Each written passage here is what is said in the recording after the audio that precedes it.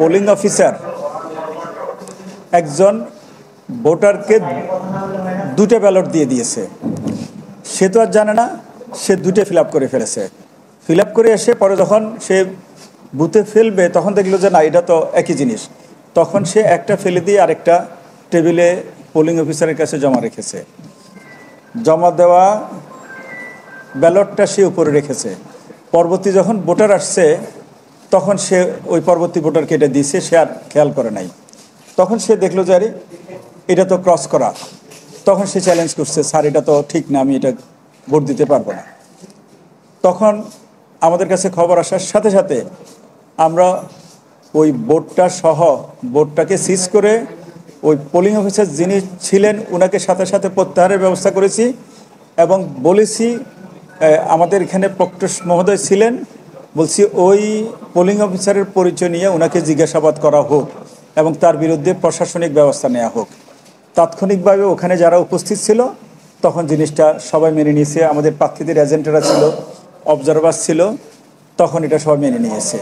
এই দুটি ব্যত্যয়ের খবর আমরা পেয়েছি। না, আমরা আমরা আমরা আচরণবিধিতে যে কথাটা বলা আছে, আসলে হয়েছে কি, আমরা তো দীর্ঘদিন আমরা অনেকে ভোট দিই নাই। এবার যারা ভোট দিচ্ছে এদের ম্যাক্সিমাম হচ্ছে নতুন ভোটার। এখন আচরণবিধিতে বলা যেটা ছিল, ভোট কেন্দ্র থেকে 100 মিটার দূরত্ব থেকে প্রার্থী অথবা যারা ভোট চাইবে, হ্যাঁ, তাদের কাছে ভোট চাইতে পারবে, এরকম বলা ছিল। এখন ভোট চাওয়ার প্রক্রিয়া তো হয় লিফলেট, না হয় ব্যালট নাম্বার ইত্যাদি। এখন যারা প্যানেলে দাঁড়িয়েছে তাদের কাছে তো ওই যে সবগুলো প্রার্থীর ব্যালট নাম্বার লেখা আছে। তা এখন এটা আচরণবিধিতে এটা স্পষ্টভাবে সেভাবে লেখা ছিল না। আচরণবিধিতে পরিষ্কার লেখা আছে 100 মিটার বাইরে কেন্দ্র থেকে, সেখানে প্রার্থীরা অর্থাৎ যারা ভোটার তাদের সাথে আলাপ করতে পারবে ইত্যাদি। তো এই জন্য অনেকের কাছে এটা মনে হয়েছে এটা তো নতুন একটা সিস্টেম মনে হয়, কারণ আমরা তো 24 ঘন্টা আগে বন্ধ করছি। অর্থাৎ আজকে সকাল 8টা থেকে গত 24 ঘন্টা প্রচারণা বন্ধ ছিল। 8টা থেকে তো সে ভোট দিতে যাবে, তাহলে কেন্দ্রে লাইন ধরার যে ভোটিং এরিয়া তার থেকে 100 মিটার বাইরে প্রার্থীরা যারা ভোটার তাদের কাছে তো নর্মালি ভোট চাওয়ার কথা, এটাই তো স্বাভাবিক।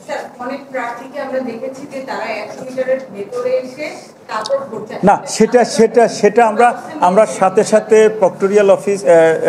প্রক্টোরিয়াল বডি যারা ছিল তাদেরকে বলেছি যাতে এটা না হয়, কারণ ভোটাররা যখন ঢুকে যাবে ওর ভিতরে যাতে সেখানে না যায়, সেটা তারা শুনেছে।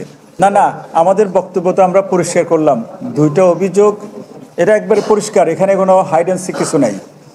আমরা দুইটা ঘটনা পেয়েছি, দুইটা ঘটনার বিষয়ে আপনাদেরকে ব্যাখ্যা। সকাল থেকে এক নাটক মঞ্চ দেখছি, বিএনপিপন্থী শিক্ষক এবং কর্মকর্তা যারা আছেন তাদের কাছ থেকে চমৎকার নাটক মঞ্চ লক্ষ্য করছি। এটা খুবই দুঃখজনক এবং বিশ্ববিদ্যালয় প্রশাসন এই জায়গায় নীরব ভূমিকা রাখছে।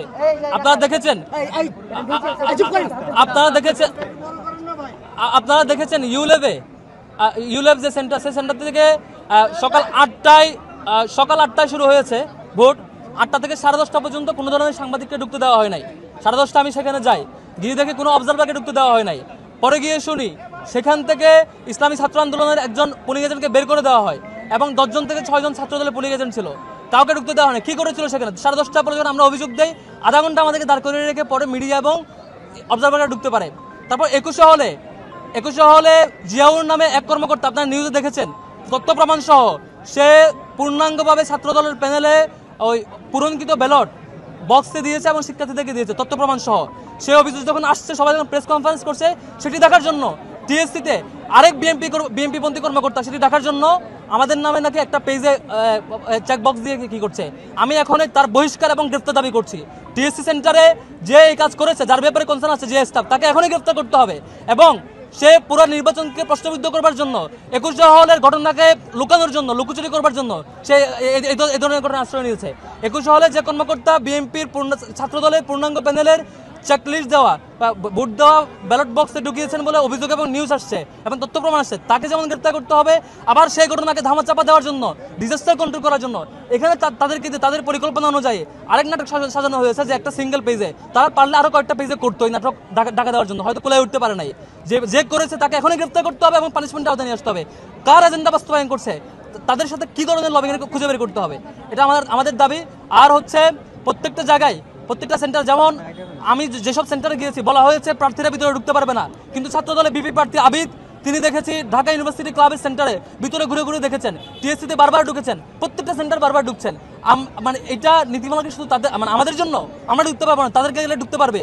এটা খুবই দুঃখজনক। ইউনিভার্সিটি ক্লাবে বারবার ঘুরে ঘুরে দেখছে তিনি হচ্ছে সেন্টারের ভিতরে ঢুকছেন, এটা খুবই দুঃখজনক। এভাবে প্রত্যেকটা নীতিমালা তারা ভায়োলেট করছে, সেই ভায়োলেট করা নিয়মকে ঢাকার জন্য, যখন ডিজাস্টার হয় সেটা দেখার জন্য আবার তাদের পন্থী কোনো কর্মকর্তা এবং শিক্ষক দিয়ে আরেক নাটক মঞ্চস্থ করছে।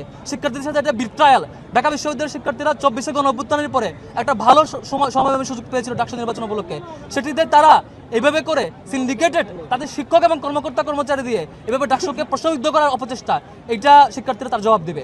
এখনো নির্বাচন চলছে, শিক্ষার্থীরা তার জবাব দেবে বলে বিশ্বাস করছে। এবং যারা এই কারচুপিতে জড়িত, এই বাজে কাজে জড়িত, তাদেরকে এখনই গ্রেপ্তার করা হোক এবং তাদের সাথে সেই দলের কি কানেকশন সেটি বের করা হোক এবং সেটি জনসম্মুখে মুক্ত করা হোক।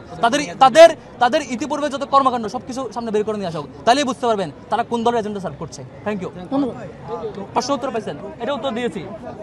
এটা উত্তর হচ্ছে রোকেয়া হলেরটা 21 হলে তাদের সেই কুকর্ম, সেই হচ্ছে ডিজাস্টার, যেটা 21 হলে তাদের দলীয় স্টাফরা, তাদের দলবন্ধী স্টাফরা সকল 41টা ভোটে তাদের দলীয় প্যানেলের 21 হলে চেকলিস্ট দিয়ে ব্যালট বক্সে ঢুকিয়েছে, তথ্য প্রমাণ সহ নিউজ আসছে এবং বিভিন্ন প্রার্থীকে দিচ্ছে, ব্যালট বক্সে ঢুকা থেকে ধরা খেয়েছে। সেই ধরা খাওয়াটা লুকানোর জন্য এখানে তাদের পন্থী আরেক স্টাফ দিয়ে আরেক নাটক মঞ্চস্থ করছে এক পেজের চেকলিস্ট দিয়ে। আমাদের নামে যে চেকলিস্ট যে বিএনপি পন্থী কর্মকর্তা এখানে দিয়েছে, এই নাটক মঞ্চস্থ করা হয়েছে, তাকে এখনই গ্রেপ্তার করা হোক এবং পানিশমেন্ট আওতায় নিয়ে আসা হোক। Thank you.